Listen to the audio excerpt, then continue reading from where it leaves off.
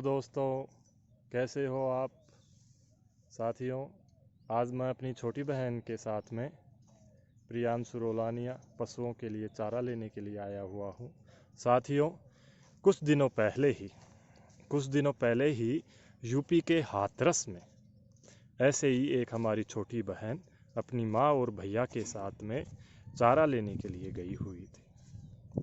उसके साथ में दबंगों ने, जो शैतान किस्म की प्रवृत्ति के जो लोग होते हैं, उन लोगों ने जो दरिंदगी की है, उसकी जीभ को काट दिया, रीढ़ की हड्डियों को तोड़ दिया और वो 15 दिन तक संघर्ष करते हुए मौत में समा गई।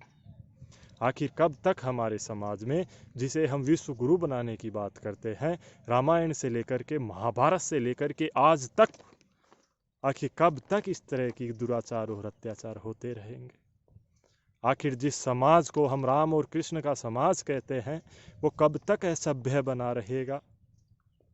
मैं उसी भगवान श्री राम से कविता के माध्यम से पूछता हूँ कि हे राम, अब तो बाहर निकलो जय श्री राम के नारों से। हे राम, अब तो बाहर निकलो जय श्री राम के नारों से, मंदिर और महलों की दीवारों से।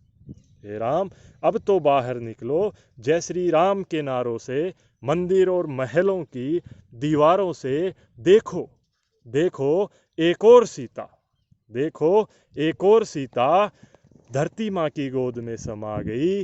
हाँ, एक और सीता धरती माँ की गोद में समा गई। हाथरस की बिटिया को जिंदगी और मौत के संघर्ष, हाथरस की बिटिया को जिंदगी और मौत के संघर्ष में मौत गले लगा गई।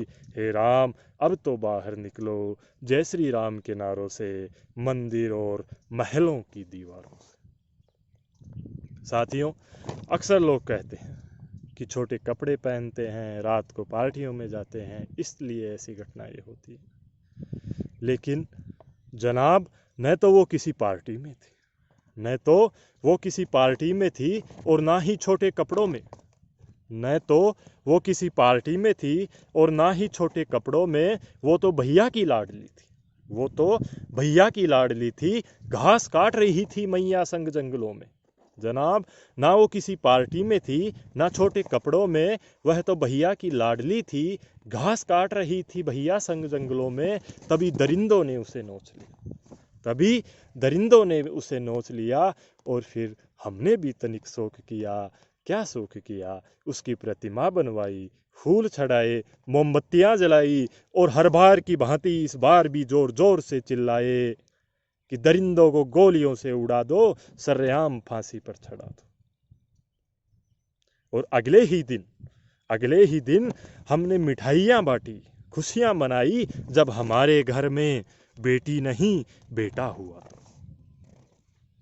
जनाब, ना वो किसी पार्टी में थी, ना ही छोटे कपड़ों में, वो तो भैया की लाडली थी। घास काट रही थी मैया संग जंगलों में, तभी दरिंदों ने उसे नोच लिया। हमने भी तनिक शौक किया, उसकी प्रतिमा बनाई, फूल चढ़ाए, मोमबत्तियां जलाई और हर बार की भांति इस बार भी जोर जोर से चिल्लाए कि दरिंदों को गोलियों से उड़ा दो, सरेआम फांसी पर चढ़ा दो। और अगले ही दिन मिठाई बांटी, जब हमारे घर में बेटी नहीं बेटा हुआ। हे राम, अब तो बाहर निकलो जय श्री राम के नारों से, मंदिर और महलों की दीवारों से। देखो एक और सीता धरती माँ की गोद में समा गई। हाथरस की बिटिया जिनको जिंदगी और मौत के संघर्ष में मौत गले लगा गई। वो तो जख्मों को सहकर, वो तो जख्मों को सहकर खाकी वर्दी को शैतानों का हुलिया बताती रही। वो तो जख्मों को सहकर खाकी वर्दी को शैतानों का हुलिया बताती रही। हाँ, एक और सीता न्याय की गुहार लगाती रही।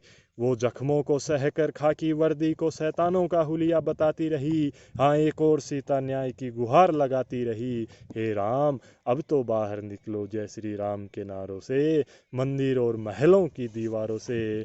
देखो कैसे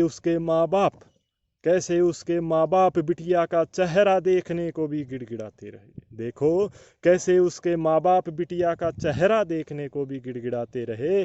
और खाकी वर्दी वाले उसकी मृतदेह को जबरदस्ती आधी रात में जलाते रहे। खाकी वर्दी वाले उसकी मृतदेह को आधी रात में जलाते रहे। हे सीता, हे सीता कब तक बैठी रहोगी राम के इंतजार में। हे सीता कब तक बैठी रहोगी राम के इंतजार में, हाथों में हथियार लो। हे सीता कब तक बैठी रहोगी राम के इंतजार में, हाथों में हथियार लो, दुर्गा का अवतार लो। हे सीता कब तक बैठी रहोगी राम के इंतजार में, हाथों में हथियार लो, दुर्गा का अवतार लो। और कोई महिषासुर देखे बुरी नजर से, और कोई महिषासुर देखे बुरी नजर से, तो ये खंजर उसके सीने में उतार दो, ये खंजर उसके सीने में उतार दो।